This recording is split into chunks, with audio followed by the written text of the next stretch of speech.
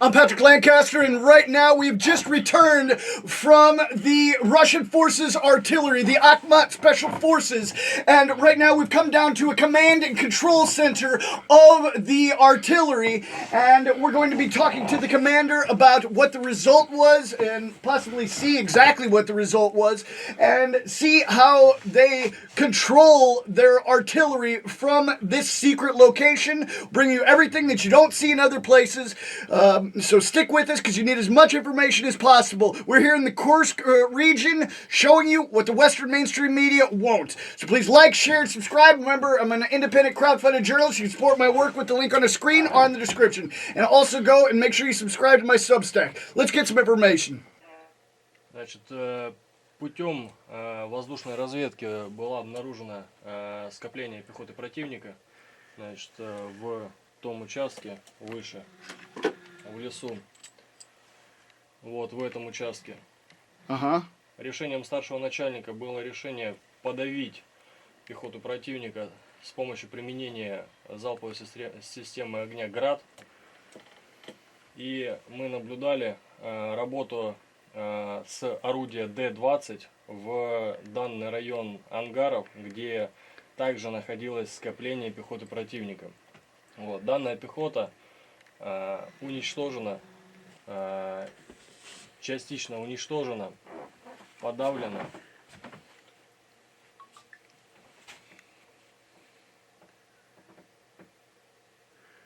Это который где мы только был, да? Да, вот где мы били как раз.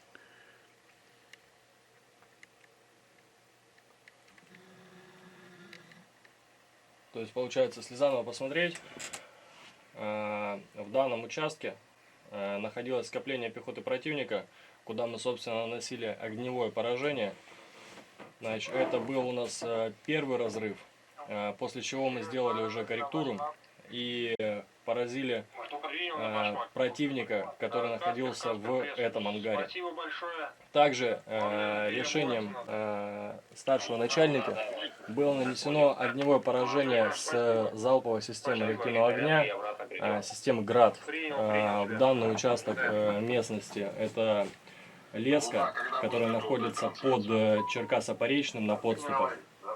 Соответственно, вся эта пехота была подавлена и, соответственно, уничтожена в данной местности. Ага. Понял.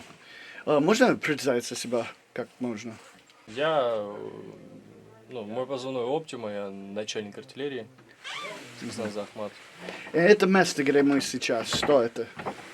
Местность, на которой мы находимся, это Пуна, расшифруется как пункт управления начальника артиллерии. Собственно, здесь и происходит полная работа артиллерии, работа танковой, работа воздушной разведки, то есть это как суперкам, так и мавики, то есть как малое беспилотие, так и большая беспилотие. Как суперкамы летают, также применяются комплексы ЗАЛа. Вот, то есть, соответственно, воздушная разведка ведется 24/7. Противнику спать спокойно не даем. Понял. Можно посмотрим чуть-чуть вас работы? Да, конечно.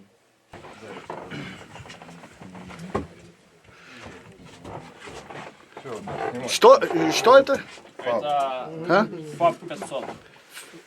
500 килограмм, да? Да. Это гробный, да? Да. Это украинские позиции? Да, был нанесен удар по украинским позициям, по опорным пунктам и размещению живой силы противника. Это только вот был, да? Да, это вот сейчас в прямом эфире, то есть мы это все наблюдаем. Ага. Будет еще или они только один и все? Нет, до этого так же самое, то есть применяется как и по Черкасско-Поречному, так и в районы скопления как живой силы противника, так и их КНП, наблюдательных пунктов, также по скоплению техники, то есть регулярно применяется данная система огня.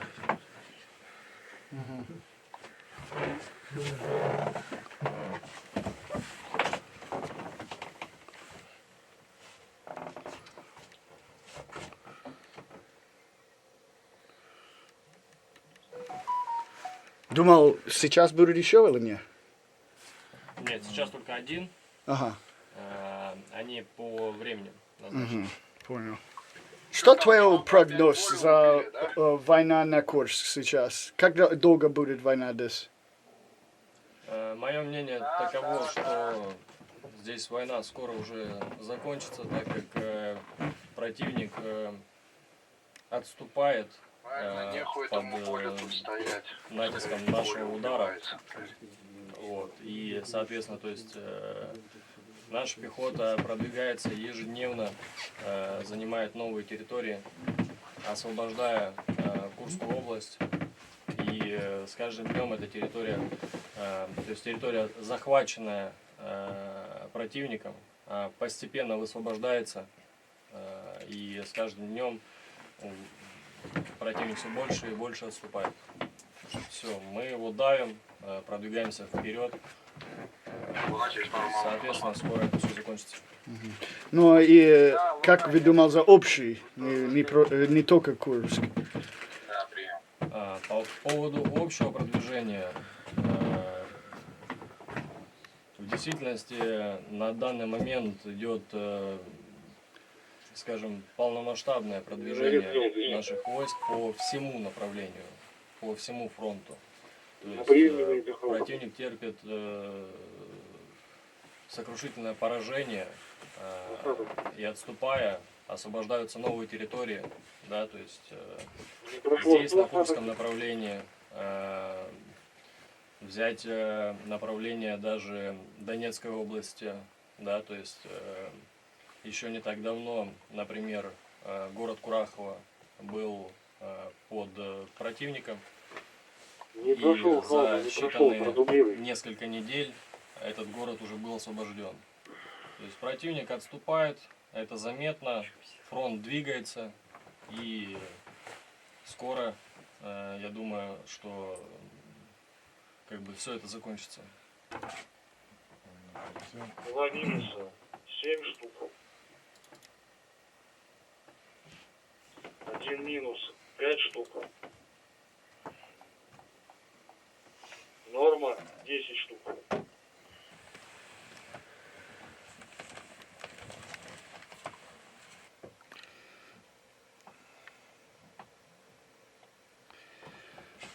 Это все территории контролирования Украины сейчас, да? На данный момент нет. Вот эта территория, которую мы сейчас наблюдаем, эта территория вся уже находится под нами, под Российской Федерацией. Ага, То есть это территория нам подконтрольна. ага. Они ехали обратно, да? Это получается вот сейчас выходит наше малое беспилотие в работу на воздушную разведку, на поиск 2 минуса, 7 противника. штук. 1 минус, 5 штук. Норма 10 Достаточно штук. тяжело Верно? найти противника, то есть, чтобы он прям передвигался. Вот. Днем он практически не передвигается, то есть достаточно сложно его увидеть. Вот. Они прячутся. Халбу миномету. Как принял? Один раз пролетишь, Принял, как бы да, его не увидишь, верно. другой раз пролетаешь, наблюдаешь противника и уже, соответственно, определяется система огня, что конкретно использовать, и применяется туда огневой удар на поражение. Но так, чтобы противник в открытую передвигался, этого уже не наблюдается. Еще раз повторюсь, противник отступает, и тут почти его войск не осталось. Это как они пытаются нашли, как DRG сейчас, да? Да. Ага, понял. Больше, да, диверсионные действия производят, вот, но в любом случае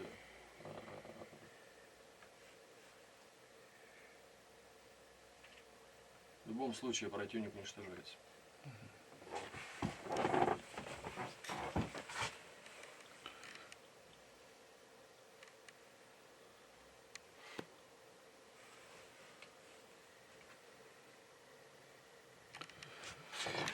So, и процесс, как вы тут командовать со артиллерией. So, вы сейчас пытаетесь нашли цель,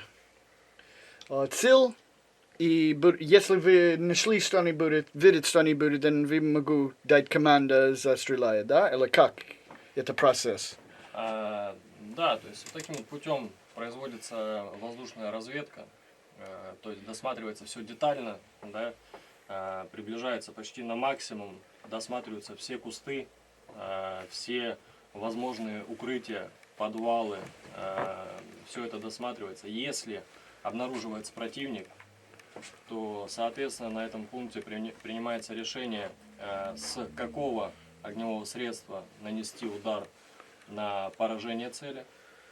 Соответственно, посредством связи, которая здесь имеется, выходим на расчет, соответственно, поднимаем его к бою, после чего уже, соответственно, идет связь непосредственно с воздушным наблюдением, корректируется, то есть, как нам будет удобно наблюдать поражение цели. Удар для минолета. Вот, и, соответственно, открывается Можешь огневой просто удар сказать, на сколько поражение. полных, сколько уменьшенных. И там Все, общий дальше уже состав. цель уничтожается.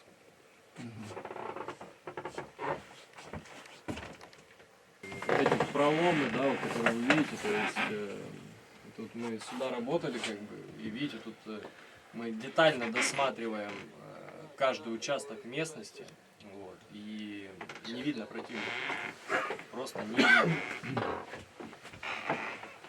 Та пехота, которая была, то есть она полностью уничтожена, вот, не осталось ни одного.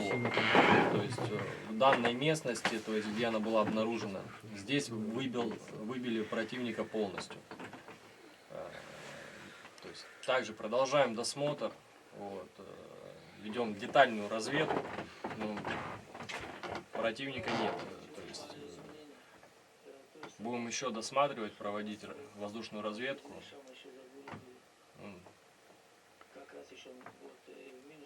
Если обнаружим, то, соответственно, будем наносить огневой удар, продолжать на поражение. А так попросту нет. Alright, so we've shown you everything we can here at this command and control center of Russian forces. In our series so far, we've shown you so many different aspects of the logistics, the combat, the action, and the political situation of this war here in the Kursk region of Russia. I mean, we've shown you the drone warfare command and control, the flying of the drones, the artillery command and control, the firing of artillery on Ukrainian positions. We're showing you everything we can here on the ground in Kursk because you're not going to see it anywhere else. We're bringing you the information you need to see that's being hidden from you from the Western mainstream media. Think for yourself, think outside the box, get as much information from as many different sources as possible, and make an educated decision. Please like, share, subscribe, and comment below what you think about this and how I can improve for you. Because I'm totally independent crowdfunding journalist. You can support my work on the screen or in the description. Здравствуйте. Добрый вечер. Можно представиться себя? Позывной пресс. И мы уже сделали несколько репортаж твоих людей. Мы видели, в принципе, много процесс, дрон, артиллерии. И, как я понимаю, вы контролируете это все. Или какое твое дание? Да, я командир группы огневого поражения.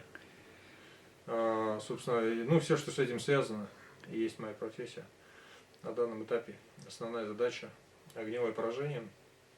Танки, артиллерия, БПЛА и так далее. Угу. И тут, где вы как менеджируете это все, или как? Да, я управляю этими процессами. И как обстановка в Курске? Обстановка стабильно напряженная, но контролируемая. Крайние неделю весело достаточно у нас, не скучно. И когда вы думал, что война будет закончена Курск? Ну, строить прогнозы в данной обстановке сложно. Хочешь насмешить Бога, расскажи ему о своих планах. И скоро Дональд Трамп будет новый президент США, как вы знаете. Он обещает сделать мир на война. Что вы могу сказать за это? Ну, никогда особенных иллюзий на этот счет у нас не было. Надеяться можно на лучшее, но рассчитывать нужно на худшее. Абсолютно не беру во внимание обещаний политиков. Просто работаем. И что вы думал будет дальше за вы и твою группу? Дальше будет победа. И что это победа? В моем понимании победа, Мгм. ну, победа это когда мы выполним все задачи специальной военной операции, когда мы получим приказ остановиться, противник будет подавлен, вооруженные силы его утратят, точнее, вооруженными силами я бы это не назвал, но вооруженные формирования, с которыми мы сейчас имеем дело, утратят боевую устойчивость, будут уничтожены, рассеяны и так далее. Вот это будет победа в таком, наверное, простом смысле, а на самом деле победа это когда мы все осознаем, что это война внутри одного народа. Вот когда мы осознаем это, мы поймем, что нам нечего делить, поймем, где наш истинный враг, вот это будет победа. А с внешними угрозами мы разберемся, как всегда разбирались наши предки. И почему эта война все начала, как вы, твое мнение? Почему началась? Мгм. Ну, она началась в результате утраты развлечения. То есть на каком-то этапе общество утратило способность отличать правду от лжи. Какая-то часть общества повелась на... попала под внешнее управление, так сказал, проще говоря. Вот.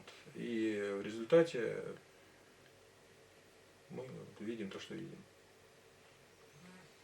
Все, спасибо Если большое. коротко, да. Вот так. Если коротко, вот так. Спасибо большое.